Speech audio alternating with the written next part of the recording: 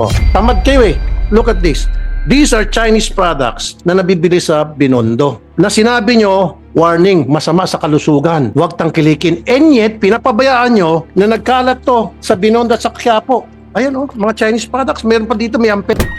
Oh, sabi nyo masama sa kalusugan. Bakit yung pinapayagan? Ba't di kayo nag-rate? You guys are not doing anything. Akala ko ba mag-resign ka? Inuto po. I'm sorry to tell you. Kayo ang one of the most complaint agency. Dapat kayo, karamihan kayo sa management, magsiresign na kayo. Inuto kayo eh. Wala kayong ginagawa. Eto na mga boss, kakapasok lang na balita. Grabe si Senator Rapi Tulfo. Iginante si President Bongbong Marcos sa China. Sinibak lahat sa pwesto, binulgar na ang ebidensya. Base sa impormasyong kumakalat ngayon sa social media, mismong si Senator Rapi Tulfo na ang nagpakita na China ang nagpapakalat ng mga peking gamot daw dito. Bakit hinahayaan daw ang mga Chinese dito na kumita? Hindi man lang daw hinuhuli ng mga taga-FDA ang mga peking gamot na binibenta nila dito. Pinasisibak tuloy lahat sila sa pesto. Tinawag pang inut ang boss nila. Nahuli kasing mga nakikipagsabwatan pala sila sa mga Chino. Bistadong sinusuhulan nila mga Pilipino. Huling nilalagyan pala lahat sila. Kaya ito sabay-sabay nating panoorin kung paano iginante si PBBM sa China ni Rapi Tulfo. Sinibak lahat sila sa pwesto, pinulgar na ang ebidensya. Tara, panoorin natin to. Pag maliit na company, hindi nyo inaaprubahan, iniipit nyo. Pag malaking pharmaceutical company, yung multinational, approve kayo na approve. Why? Because may mga lagay. Ganon kayo eh. Pagkatapos, kita sabi mo ilang kayo? 800. Ito. Pakita ko sa'yo. Tamad kayo eh. Look at this. These are Chinese products na nabibili sa Binondo. Na sinabi nyo, warning, masama sa kalusugan. Huwag tangkilikin. And yet, pinapabayaan nyo na nagkalat to sa Binondo at sa Quiapo. Ayan mga Chinese products. Meron pa dito, may amphetamine pa. Sabi nyo masama sa kalusugan. Bakit yung pinapayagan? Ba't di kayo nag-rate? Di ba meron kayong enforcement group na armed kung kailangan? Di ba? Tapos meron pang biogesic dito na fake. Nasa yung biogesic na fake? Meron din kami nabili fake na biogesic, fake na Neozep, and fake na Decolgen. Ayan. Alam nyo, Director General, itong mga fake na medicines, hindi natin alam kung anong formulation ito. Maring masama sa kalusugan to. Kung hindi man siguro effective, okay lang sana. Hindi tumatalab. Pero paano kung may side effect? Bakit hindi nyo po nahuhuli ito? Ba't kami? 800 ang tao nyo, kami ang tao ko, 2 lang ang tumutok dito, ang dami namin nagawa. Yung sinasabi nyong 1,000, 50,000 mga nakumpiska nyo. Kung kami nga, milyonis na agad. 2 tao lang. Ano pa? Napa-down namin, na-flag down. Don't use that word na kulang kayo sa tao. O katulad yung sinabi ni Senator Erwin sa Palawan, since 2018,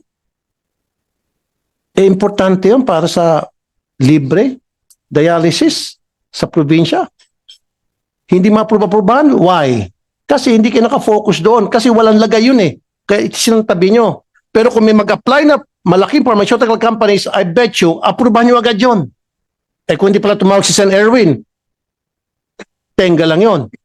It's either inutil, tamad, or nag-antay ng lagay. Ganun lang po yun. You guys are not doing anything. Akala ko ba mag-resign ka? Paano yan, sir? Yung hinamo kita dito noon na kapag naipa-down ko yung mga hindi nyo mapa-down for so many months and years, mag-resign ka. Sabi mo, we will comply. And then hinamo ko ulit yung boss mo, si DOH Secretary, na sabi ko, yung meron pa nga kayong produkto na 12 years na, hindi nyo mapa-down, ma-take down. Saka yung mga sa advisory, sabi ko, paano ko mapa-take down ko yan at hindi nyo mapa-take down? Sabi kay DOH Secretary, Erbosa, would you ask Attorney Teston to resign? Sabi niya, yes. Sir, inutil ka po. I'm sorry to tell you. You're incompetent. At yan mismo, sinabi ng ARTA, kayo ang one of the most complaint agency. ARTA na po mismo nagsabi niyan. At dudugtungan ko. Dapat kayo, karamihan kayo sa management, magsi-resign na kayo. Inutil kayo eh. Wala kayong ginagawa kundi humintay lang siguro ng lagay mula sa mga malalaking pharmaceutical companies. Yung mga hindi naglalagay, sorry kayo, naglalagay, tuloy-tuloy lang, hindi gaya. Na, mabilis lang. Bakit nakalusot ito mga fake na mga Decolgen, fake na Newsep? Alam niyo po ito? Ang dami ito sa mga sari-sari store, nagkalat. Halos lahat ng sari-sari store pinupuntahan namin. So kawawa pala itong mga pobre kasi yung mga iba, Madam Chair, hindi naman sila pupunta sa mga Mercury. Kung ano yung pinakamalapit, tindahan, sari-sari store, bili sila dyan. Tapos mas mura. Oh, yung pala fake. Oh, hindi pa delikado to. Tapos meron pa yung injection na supposed to be para sa diabetes, Ozempic. And then, ginagamit ngayon para pampapayat. Pero dapat yan with prescription kasi injection yun, Madam Chair eh. At binibenta sa Shopee. Hindi niyo po nahuli yun. Binibenta sa Lazada. Marami pong mga produkto na they're not supposed to be in the market. Kayo na po mismo nagsabi. And yet pinapayagan nyo. O meron ko isang sample. Ito naman, on the other hand, ito po isang kilalang produkto. In fact, umiinom ako nito eh. Sa US, no problem. Kalat to, approved to. Pero sa atin, hindi approved. Kasi hindi registered daw. Now, ang tanong, is it because hindi ni-register ng supplier dito? O nag-aantay sila na i-register para may lagay? Diretsong salita. Huwag tayo magpaligoy-ligoy pa. Maraming mga produkto kami nabili na sinasabi nila, huwag tangkilikin kasi hindi naka-register, and yet sa ibang bansa, approved. Sa Amerika, approved. Pero dito, hindi. Huwag daw tangkilikin kasi hindi registered. E nag-aantay siguro ng lagay, Madam Chair. Alam nyo, Attorney Teston, ang dami nyo pong kapalpakan sa FDA. Matagal na po itong reklamo. Hindi lang, sa bagay, hindi lang po kayo. Remember, before you, nasibak. Bakit nasibak? Dahil nga, inutil din. The guy before you, I'm not gonna mention his name kasi wala naman na siya. Isa ako sa nagpasibak doon. And then before pa, meron pa isang babae na FDA din, napasibak ko rin. Kasi inutil. So kung hindi nyo kayang trabaho nyo, di, mag-resign kayo. Your job is to safeguard the well-being, health, and well-being of the consumers, and you're not doing that. Thank you, Madam Chair. Thank you, Senator Raffy. Palagay ko, Attorney Taston, dito sa lahat ng mga produktong pinakita ni Sen. Raffy, merong mga counterfeit, merong ding mga unregistered. So i-channel, I think you will have to answer the issues he has raised and we will raise during this hearing. I-channel natin yung mga tanong in both those directions. Unahin natin dun sa mga counterfeit products. So isang tanong dito, sa website mismo ng FDA, makikita na may ganitong report, no, na sasabihin ko sa inyo, covering the period January 2024 to March 2025. Seized counterfeit drug products, posible may kasama diyan dito, seized counterfeit products, may nakuha kayong in the value of 21,979,539 pesos. Meron din kayo in that same period na seized unregistered health products, 50,596,932 pesos. Saan po madalas nahuhuli itong mga, on the one hand, counterfeit products? Locally ba o imported? And following on that, I will ask baka si Attorney Ordonia, ano po yung nagiging ugnayan ninyo ng FDA at saka BOC sa pagpigil ng ganitong pagpasok ng mga counterfeit products? Pero una po, usually ba locally o imported yung mga counterfeit products, possibly including some presented earlier? Attorney Teston. Maraming salamat po, Madam Chairperson.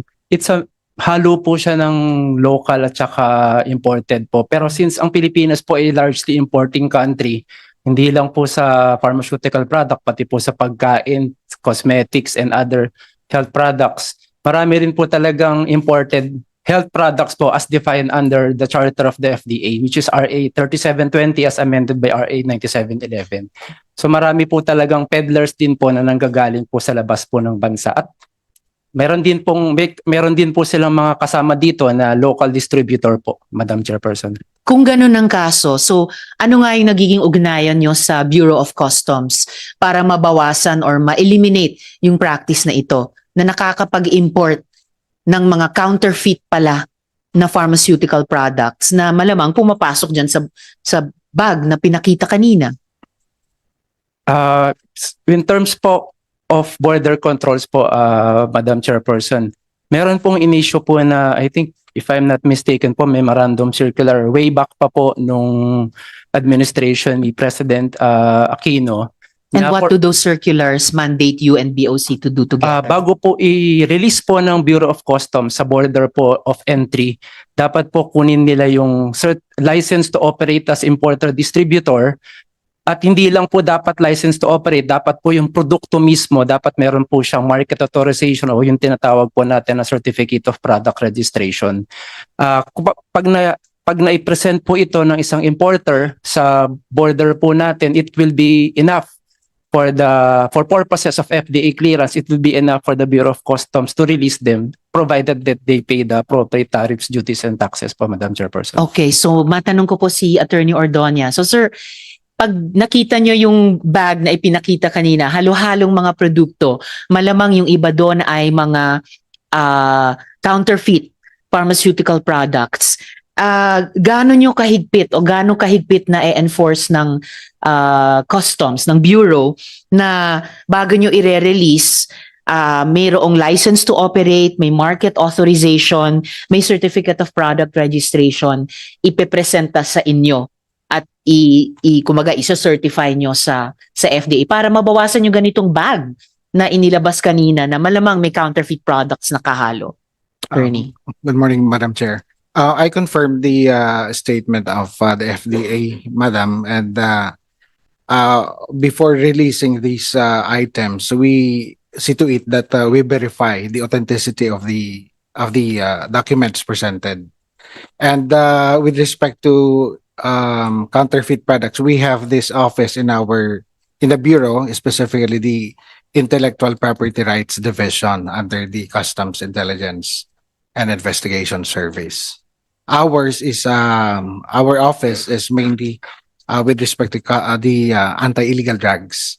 Yes, ma'am. I'll have follow-up questions about that, but Senator Erwin would like to interject. Yes, Madam Chair, mabilisan lamang po. Tanong ko po dito kay Attorney Teston, meron po bang mga sanction, kaparusahan pag nagbenta po isang kumpanya ng unregistered health products? Kasi parang wala because continuous po di po ba? Kung meron po, ang tanong po natin, may napasara na ba o may nakulong na po ba kayo for selling unauthorized food supplements, Attorney? Maraming salamat po, Madam Chairperson, Your Honor. Meron po under Republic Act 9711 which amended RA 3720. Sa makatuwid po, Your Honors, Madam Chairperson, marami pong pending administrative cases sa FDA po. Nung huli po ako nag-check, I think kahapon po yata nasa 3,000 po yung administrative case sa FDA involving violation of FDA Act of RA 3720 and 9711. Ang penalty po sa administrative cases is between 50,000 to 500,000 pesos po. Pero patungkol po doon sa may criminal cases po, ang criminal cases po kasi kadalasan po ginagawa po namin jointly with the law enforcement officers. Andyan po ang NBI, andyan po ang PNP. Pag meron pong operation, alam naman po natin na ang nagpa-file po ng kaso is yung kadalasan po LEAs o kung may complainant man, pina-file po siya sa may piskalya and then nililitigate po siya sa korte. Ang tanong ko, Attorney, lagi natin naririnig, may batas, may ganito. Yes. Napakababa naman palang penalty kahit sino kayang bayaran yan. May nakulong na ho ba kayo? May na-prosecute na po ba? May nakulong para nasampula, napasara? Parang wala pa po ako naririnig. Madam Chairperson, Wala. The answer is wala. I can attest to that. Wala. Salamat, Attorney and Senator Rafi. Sino yung nire-refer nyo na para sagutin yung tanong ni Senator Erwin at at mag-comment dun sa comment ni Senator Raffy. Madam Sino po ba? Chairperson, Attorney nandito po Taston. yung Deputy Director General ng Field Regulatory Operations Office who can answer Attorney the question po. Tabakin. Yes po. Tabakin, sir. Attorney Tabakin, sir. So, please address the questions of Senators Erwin and Raffy. Good morning, Madam Senator and Mr. Pero before that, pwede maka-interject, Madam Chair? With the With the indulgence of Senator Yeah, Erwin, quickly, Senator Raffy, related sa kanila. related po before Kasi ang Attorney Tabakin. pinapasa ni Attorney Teston sa NBI, sa PNP, hindi ni responsibility BOC. Kayo, kasi kayo yung FDA, kayo nagsasabi na illegal ito, mali itong gamot na ito, hindi ito dapat na nasa market. Kayo dapat ang tumututok sa kaso. So ang tanong talaga ni Sen. Erwin, meron na bang nakulong? Yun pakisagot. Wait lang mga boss, kung nakaabot na kayo sa part ng video na to, baka gusto nyo munang mag-subscribe sa bago nating YouTube channel. Doon na kasi tayo mag-upload ng mga reaction videos. Nakapin sa comment section ang link. I-click nyo lang para makapag-subscribe. Pag nakapag-subscribe na kayo, i-comment nyo lang ang location nyo para ma-shoutout ko kayo pag nag-upload na tayo doon ng video. Tara, tuloy na natin to. So, Attorney Tabakin, please. Based on available records, Your Honor, meron na hong mga nakasuhan at meron na hong yung nakulong po kasi wala dahil binayaran po kasi yung yung fine lang ho kasi yung naging penalty. Pero as to the nakasuhan, meron na hong nakasuhan from start. Ilan po yon, Attorney? Approximately po total, ma'am, from 2021 to 2025, ma'am, 100, ma'am, sorry, I wasn't able to capture the total, but from 2021, there were 193 reports, 2022, 357, 2023, 148, 2024, 105, and 2025, 169. Reports lang po yun, sir. Pero ang tanong Yes, ni na po. Senators Erwin at Raffy, ilan ang kinasuhan batay sa reports na ito? Ma'am, let me extract lang po the records if you can give me a few minutes. Please do so within the hearing. Senator Tanong ko Erwin. din kasi habang hinahanap, hinalungkat mo yung records mo dyan, Attorney Tabakin, ang tanong ko po, ilan na po, okay, kung sinabi nyo, kinasuhan, anong nangyari po dito? Pinasaran nyo ba? Kasi parang continuous po, paulit-ulit lamang. Sabi nyo yung penalty maliit, kaya paulit-ulit lang din, 50,000 na pinakamalaki. Kulong, wala pang nakukulong, walang nasasampulan. Kalusugan po ng mga kababayan natin, ang nakataya po dito, hindi po kalusugan ng kung sino-sino. So, may problema ho talaga tayo. I mean, we really have, you have a problem. Kaya, tanong ko po, pinakulong na ba? Wala pa pala kasi nagbabayad ng penalty. So pag nasita, nahuli, bayad ka lang ng penalty, okay na. Larga ka na naman. Ang tanong ko dyan, pinapasara na ba? Kinakancel nyo na ba yung kanilang mga permit? Yes, Your Honor, we do. Just going back po to the figures po. Ang convicted po under counterfeit medicine RA 8203 is 3 na po. Tapos ang convicted under RA 9711, no, yun yung basehan ng kaso, 11 po. Na ganun. Ngayon po, yun, totoo po yun, talagang ho, walang nakulong kasi nga ho, ang penalty na inimpose ng court, fine lang. So nababayaran nila ho yung fine. So hindi ho sila nakukulong. As So to would the you say, operation Attorney, area yon for amendment yes, na ma'am. ipropose ng Definitely, komite ma'am. namin? And we welcome, ma'am, the provision on declaration of economic sabotage of certain because po the difficulty po without under the Internet Transactions Act po, while the law kasi provides for extraterritorial application, the reality is we cannot go abroad, to possibly file a case or extradite kasi karamihan ho talaga ng mga produkto, as you can see po dun sa mga description, talaga hong foreign foreign made. Tapos yung mga local po na, for example, yun pong sinasabi ni Senator Raffy na pineking mga Unilab products, no, Decolgen, what have you. Based ho kasi dun sa mga intelligence ho namin na kukuha, kasi siya dinadaya yung mga packaging dito na gano'n. Maliliit lang ho yan. Actually ho, meron ho kaming operation with NBI previously na Unfortunately ho, hindi nasunog kasi nakatunog yung may-ari kasi ho bahay lang. Paano sila nakatunog? Feeling ho namin baka doon yung nagtip po sa amin baka siya rin ho ang na kumbaga na kapag kumbaga nakaramdam yung nagpapatakbo. Kasi yung drum lang to, balde-balde lang. Yung mga vaccine ho kasi napakaliliit ho lang niya. Madam Chair, sorry Senator Raffy, with the quickly, indulgence of Senator. sabi niya kasi, Senator Arvin, sorry. Sabi niya kasi yung mga pinipeke na produkto ngayon nila, maliit lang yon. Oo nga, maliit lang kasi bumibili, maliliit na tao, kaya hindi yung pinapansin. Like Decolgen, Biogesic, and Neosep, maliliit na tao. Ang bumibili niya, mahirap na kababayan natin na nagkala sa mga sari-sari store. Halos lahat ng sari-sari, hindi naman siguro lahat, karamihan sa mga sari-sari store, nagkikerry ng Decolgen, Biogesic, Neosep na fake products. At just imagine ano yung tama doon sa kalusugan ng mga tao na nakakainom niya. Hindi natin alam kung ano yung formulation noon. Di ba? You're not doing your job. Siya nga pala, mabilis na. Attorney Teston, wala ka bang balak mag-resign? Attorney Teston. Madam Chairperson, Your Honor, I serve at the pleasure of the people acting to the President.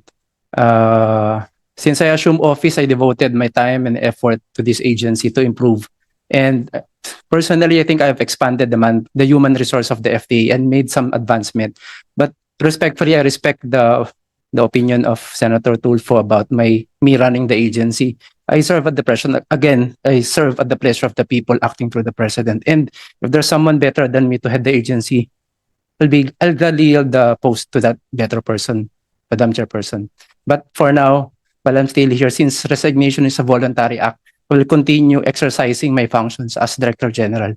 At any rate, Madam Chairperson, Your Honors, like any other national government agency heads, I likewise tendered, Your Honor, my resignation as early as June 2025, with due respect to the Office of the President's directive for everybody, particularly the heads of national government agencies. While I'm still here, I'll continue exercising the mandate of the office. In fact, Madam Chairperson, Your Honor, I've prepared meron na po akong year-end report. Since I assumed office last May of 2025, I'll be furnishing the committee a copy of my year-end report. And kung pwede ko lang po sanang sabihin, patapos na rin po kami, Madam Chairperson, ng 5-year development plan ng Food and Drug Administration. And we will be submitting it to the Honorable Committee of Health and Demography. Abangan po namin yon, Attorney Teston, and mabuti naman na nag-respond kayo dun sa, kasi hindi po basta-basta lang nagre-raise ng question of resignation ang Senado, and the committee recognizes the seriousness with which pinipursue itong issues ni Senator Raffy. So mabuti at nagresponde kayo kahit papaano doon. So we will continue with the hearing, appreciating yung participation ng FDA, and at the proper time, no, I'm sure mariresolve yung particular na issue iyon. Senator Erwin, you still have the floor. Yes, Madam Chair, thank you. Kay Attorney Tabakin. You said 3,000 po ang kinasuhan. Tatlo lang po ang na-convict, tatlo lang po ang nagbayad. I mean, out of the 3,000. Yun po yung sinabi nyo kanina. Your Honor, ang sinabi ko, 14 po yung mga kaso. Yung complaints po, yun baka yun na Kaya nga, sa Complaints, kasama 3,000 na po complaints, 14 lang po ang nakasuhan. Tapos tatlo po na-convict, tatlo po ano ang po kasi, nagbayad. iwalay po kasi yung complaints po kasi kasama na yung mga, yung mga natatanggap po ng FDA mismo ng mga complaints. Not necessarily complaints filed in court po. Alright, balikan ho kita, Madam Chair, if you will, please allow me. Let me ask, ito po yung social media po natin. I would like to ask Facebook. Ang dami ko po nakikita ng mga content na nagbebenta ng mga kung ano-ano, pampaputi, pampaganda, TikTok, kung ano-ano mga binibenta ho dyan. Pagdating naman ng produkto, mukhang taliwas po doon sa sinabi ng content. Ang tanong ko po sa inyo ngayon, na Facebook, TikTok, ang iba pa dyan, meron po ba kayong safety net o guideline para maprotektahan naman ang consumer? Bili po siya ng bili, magla-like siya, mag-add to cart siya, yung pala hindi naman tama yung produkto, hindi FDA approved, galing China, Chinese pa po, hindi kanya mabasa kung paano gamitin. Dahil may mga kaibigan po ako, yung kanilang mga kasambahay, nag-o-order Chinese. Sasabihin, pampaputi. Hindi nila anong paano gamitin dahil Chinese character na nanggaling po doon sa content creator. Ang problema, pati Shopee, Lazada, meron ba kayong safety nets, measure para maprotektahan ng mga kababayan natin dito? Sagot. Ngayon, ikaw bilang Pilipino, ano ang masasabi mo at reaksyon sa balitang ito? Mag-iwan ka ng komento mo sa ibaba at atin pong babasahin isa-isa.